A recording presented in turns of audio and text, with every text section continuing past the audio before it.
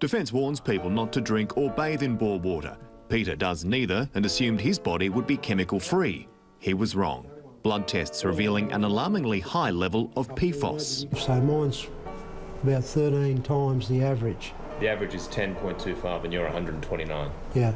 His blood has been poisoned. His land sits in a contaminated corridor, and just last week, Darby Tunner's doctor gave him more bad news. I had bowel cancer and, you know, it's got to be operated on. Does Defence owe the people of Oakey an apology for what's happened? I don't believe apology is the correct word. I think Defence owes explanations. Despite all the question marks, you wouldn't leave this place, would you? No, I love this place. I love Oakey. What we've found in these mountains is village after village of people living in abject poverty who've had their suffering now deeply compounded by this horrific natural disaster. There is simply so much that needs to be done, and while the occasional official food and medical drop may make it out here, they are so low on the priority list for the help heavy lifting, and that means they'll have to do most of it on their own. This little French Bible belonged to Lance Corporal Elvis Jenkins. A religious man, he carried it in his shirt pocket above his heart. If he hadn't had that Bible there, that would have gone straight through his heart and killed him. Elvis Jenkins was a Gallipoli survivor. He arrived on the first day and he was one of the last to leave. But after being sent to France the following year, he became one of the first Anzacs to be killed on the Western Front. The low-lying suburb in Rocky's south, again living up to its nickname, the Swamp. Well, it's an epic event, as far as I'm concerned. Yeah, I'll never forget it. A couple of armchairs and a flat-screen TV piled into a tinny. A desperate mission to save the Beard family's possessions as floodwaters gush in. We lost everything then, and it looks like we'll lose everything again now. It's now believed the career criminal had set a trap. After phoning police and taunting them to find him, Madison-led Senior Constable Fort 40 kilometres to this road, where he stopped, got out and opened fire.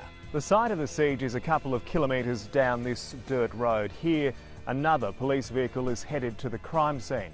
Officers tell me that processing where Rick Madison made his final stand could take several days. It was at this intersection the three alleged killers first saw Chris Lane. According to James Edwards Jr., they pulled up here at the red light.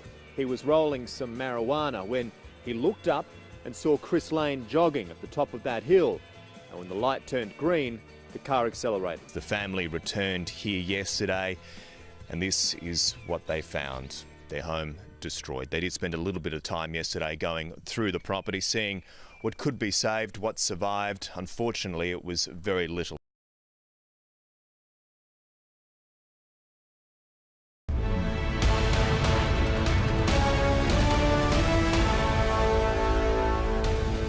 Tonight, Barnaby Joyce calls for the coalition to rally around its leader. He's calling Malcolm Turnbull their captain and commander. A skydiving tragedy near Sydney. Two men are dead after a tandem jump went horribly wrong. A man arrested on the side of a highway with the body of a woman in his car. The bizarre case that shut down one of Perth's busiest roads. Sunflowers for the Angel of London Bridge. Friends and family of Kirsty Bowden remember the woman who sacrificed her life helping others. And Arsenal Briggs, the big guns back. Another huge crowd is expected tonight as the star-studded team inspires the next generation of Socceroos.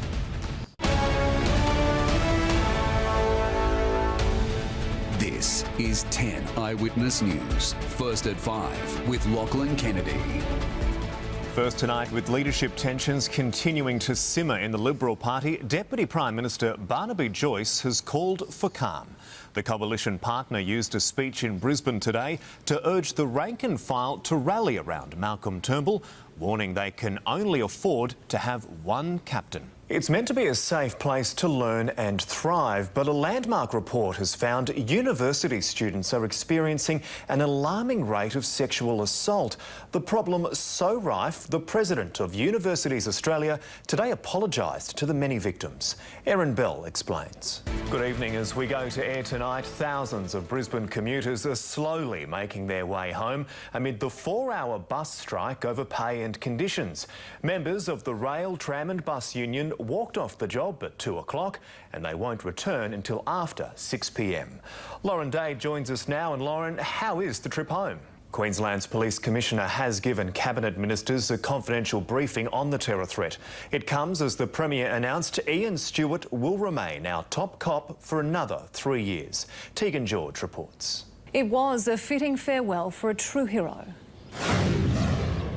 Georgie, it certainly was. Full police honours and standing room only. The event was so large it was held at the University of Southern Queensland's basketball stadium a little way up the road here, with 2,000 people seated inside, a further 3,000 outside watching on the big screen. Busloads of police from across the state, across the country, even some from New Zealand and New York were there as well to hear about a man who was dedicated to his job but also very devoted to his family. It was very clear, listening to the addresses, that policing was a calling for Brett Ford. His family had a very strong tradition of public service. But today we also learnt more about the man outside of the uniform, the man, the husband, the father, who was always up for a joke but was always there when you needed him.